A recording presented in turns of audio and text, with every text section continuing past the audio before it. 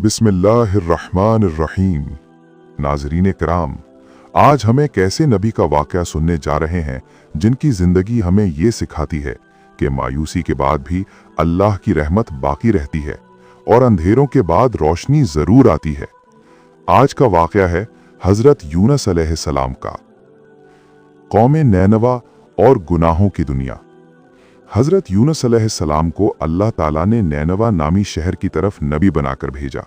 ये कौम बुत परस्ती में मुब्तला थी, नाइंसाफ़ी, जुल्म और नाफरमानी आम थी।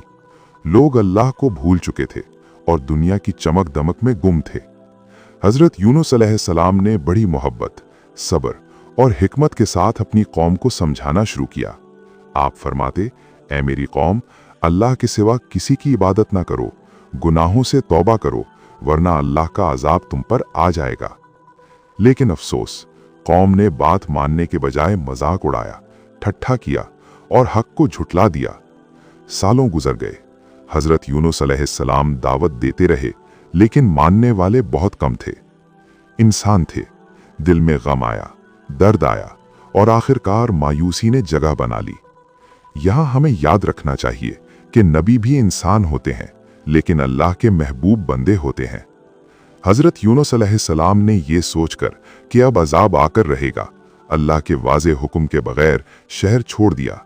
यही वो लम्हा था जहां अल्लाह ताला ने अपने नबी का इम्तिहान लेना चाहा। हजरत यूनुस अलैहिस्सलाम एक कश्ती में सवार हो गए।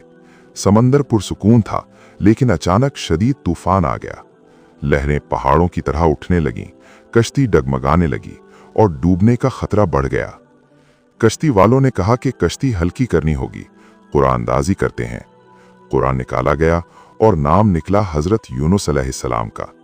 हजरत यूनुस अलैहिस्सलाम अल्लाह की रजा पर राजी होकर खुद को समंदर के हवाले कर देते हैं। जैसे ही वो पानी में गिरे, अल्लाह के हुक्म से एक बहुत बड़ी मछली उन्हें निगल लेती है। हजरत यूनुस अलैहिस्सलाम अब 3 अंधेरों में थे। रात का अंधेरा, समंदर की गहराई, मछली के पेट का अंधेरा। न रोशनी, न आवाज, न कोई मदद, सिर्फ अल्लाह। इन अंधेरों में हजरत यूनुस अलैहिस्सलाम को अपनी लग़ज़िश का एहसास हुआ। आपने समझ लिया कि जल्दी करना अल्लाह को पसंद नहीं। दिल टूटा, आंखें नम हुईं और ज़बान पर वो अल्फाज आए जो आज भी करोड़ों लोगों की जिंदगी बदल देते हैं। हजरत यूनुस अलैहिस्सलाम ने पुकारा, ला इलाहा इल्ला अंता सुब्हानका इन्नी कुन्तु मिनज़ ज़ालिमीन। यानी, ए अल्लाह, तेरे सिवा कोई माबूद नहीं, तू पाक है, बेशक मैं ही कसूरवार था। ये दुआ नहीं थी, ये मुकम्मल सुपुर्दगी थी। अल्लाह ताला फरमाते हैं, अगर यूनुस तस्बीह करने वालों में से ना होते तो क़यामत तक मछली के पेट में रहते। लेकिन अल्लाह बड़ा मेहरबान है, बड़ा रहम करने वाला है।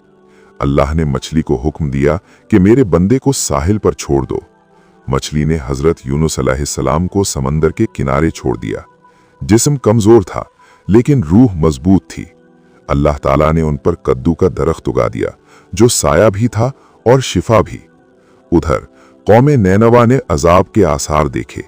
आसमान बदलने लगा, दिल कांप गए और पूरी कौम सच्ची तौबा में झुक गई। मर्द, औरतें, बच्चे सब अल्लाह के हुजूर रो पड़े। अल्लाह ने अपनी रहमत से अजाब हटा लिया। जब हजरत यूनुस अलैहिस्सलाम वापस आए तो मंजर बदल चुका था। वही कौम जो हक को झुटलाती थी, अब ईमान ला चुकी थी। ये तारीख का वाहिद वाकया है कि पूरी कौम अजाब से पहले ईमान ले आई थी।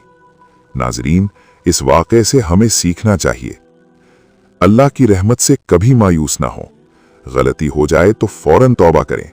मुश्किलात में अल्लाह को ना छोड़ें। सब्र, दुआ और यकीन कामयाबी की कुंजी हैं।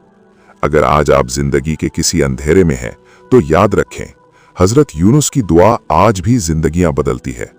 अल्लाह ताला हमें भी हजरत यूनुस अलैहिस्सलाम जैसा सब्र, आजिज़ी और ईमान अता फरमाए। आमीन या रब्बल आलमीन।